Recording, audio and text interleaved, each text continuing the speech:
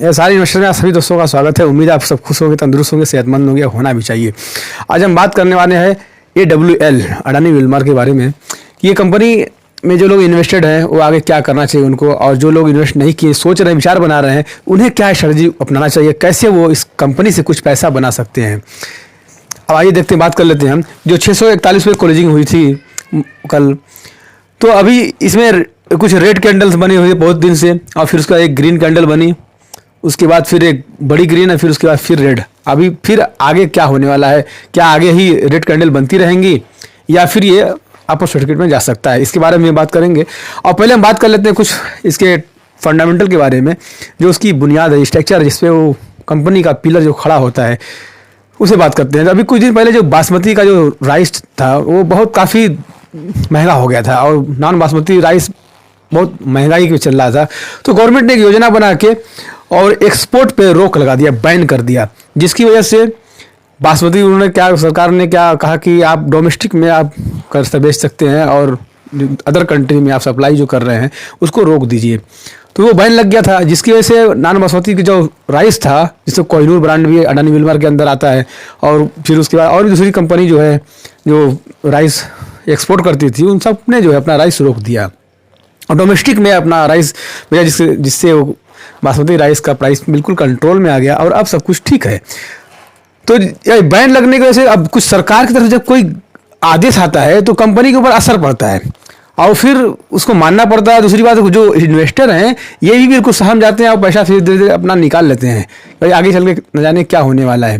तो इसकी वजह से कुछ प्राइजें गिरी हुई थी थोड़ी सी, और फिर अब जो है उसका क्लियरेंस मिल चुका है कि हाँ आप बिल्कुल आप एक्सपोर्ट कर सकते हैं, आप जहाँ चाहे बेच सकते हैं। तो पहले एक बात ये थी, और दूसरी बात हम टेक्निकल ये कर लेते हैं कि काफ़ी दिनों से देख रहे हैं कि ये रेड कैंडल बनी चली आ रही है और ये डाउन ट्रेंड में आ रहा है।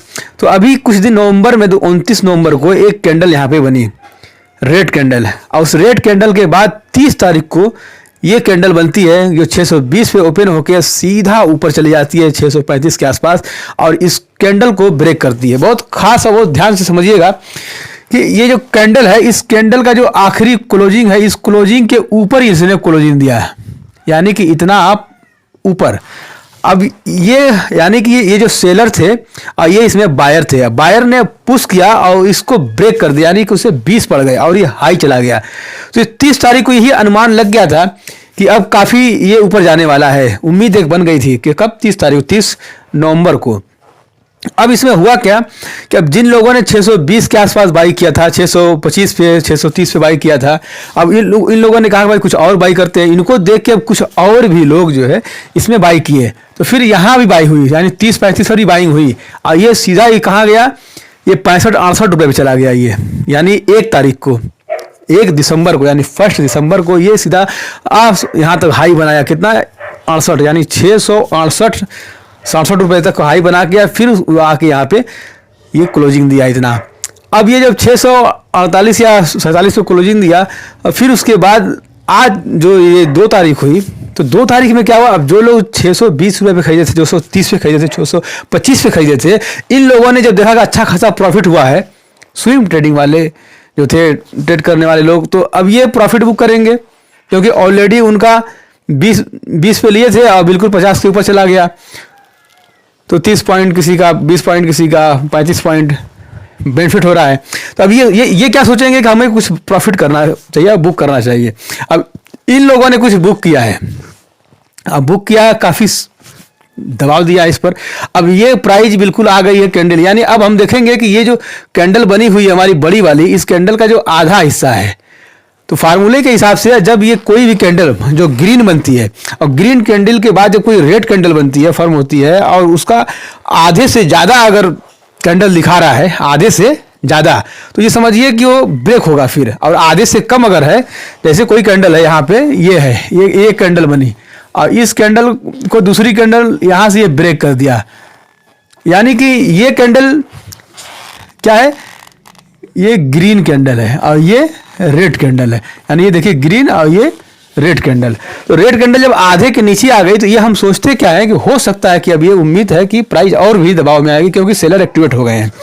तो वही काम यहाँ चार्ट पे अडानी विल्मार में दिखाया जा रहा है। अडानी विल्मार का लेटेस्ट न्यूज़ क्या है ये देख लीजिए आप खास तौर से, और एनालाइज टेक्निकल देख लीजिए, क्योंकि ये बहुत ज़रूरी चीज़ है, बहुत बारीक चीज़ है। छोटी छोटी चीज़ों पर ही बड़ी बड़ी बुनियादें, इमारत बनती है तो इमारत में एक एक ईंटे का एक वैल्यूएशन होता है।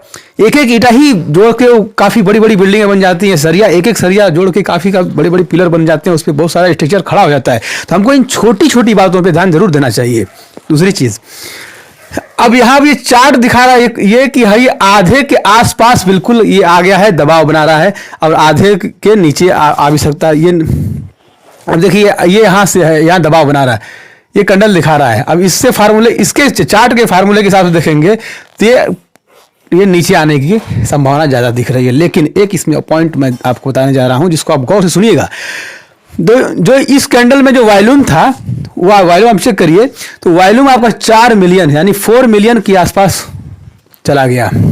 फिर उसके बाद जब ये दूसरे दिन इन दिसंबर 2 तारीख को जब ये रेड कैंडल फॉर्म हुई, तो ये रेड कैंडल क्या हुई 1.38 मिलियन, यानी कि जो वॉल्यूम था इस कैंडल में वॉल्यूम कितना था 4 का, और फिर इस कैंडल में वॉल्यूम कितना हुआ 1.38 पॉइंट का, यानी कि ये 38 आधे से कम है। क्या है? आधे से कम है। तो अगर हम वॉल्यूम को अगर देखते हैं, देखिए अगर मान लीजिए ये 4 है, अगर ये 2 पॉइंट कुछ होता, समथिंग 1 भी होता, तो हम समझते हैं कि आधे से ज्यादा है। लेकिन इसमें क्या हुआ, आधे से कम है, यानी 2 मिलियन से भी कम क्या है। तो इस बात को अगर हम नोट करें तो ये संभावना हमको दिख रही है कि आगे हमको इसमें प्रोग्रेस हो सकता है और ये बढ़ सकता है। लेकिन ये है कि ये माइंड और मूड के ऊपर मार्केट की है, ये कन्फर्मेशन नहीं है। ये क्या है कि एक समझने की एक बात है कि इसमें वॉल्यूम इतना कम है और इस कैंडल में वॉल्यूम ज़्यादा है।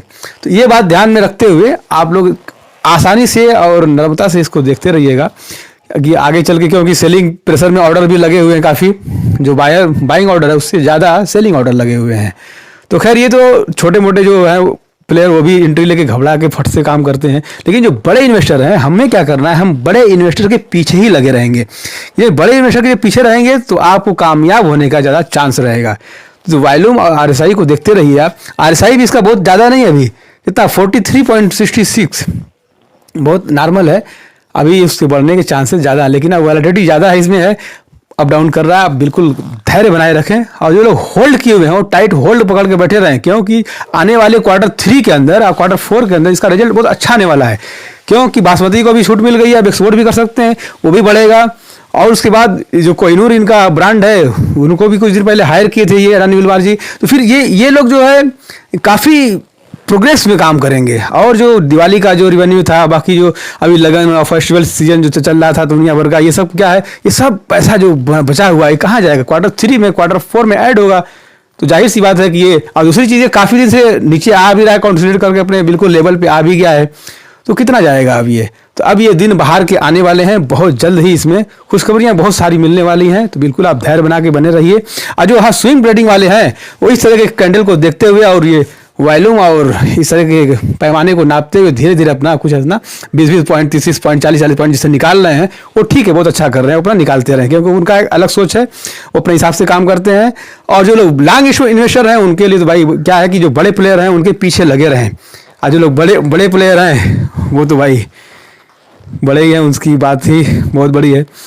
फिर हम मिलते हैं जल्दी नेक्स्ट वीडियो में। ये वीडियो एजुकेशन पर्पज़ के लिए बनी थी। अगर आपको इन्वेस्ट करना है या जो भी करना है तो आप अपने पर्सनल एडवाइजर से एडवाइस लेके फिर काम करिएगा आप।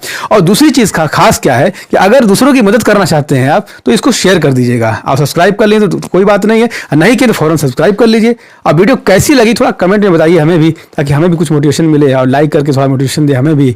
हम जो मेहनत करते हैं हमें भी कुछ उसका फल मिले कि हाँ दोस्त हमारे लाइक भी करते हैं, हमें पसंद भी करते हैं, तो हम और भी डीपली और गहराई से उसको जाके सर्च करें और काफ़ी मेहनत करें।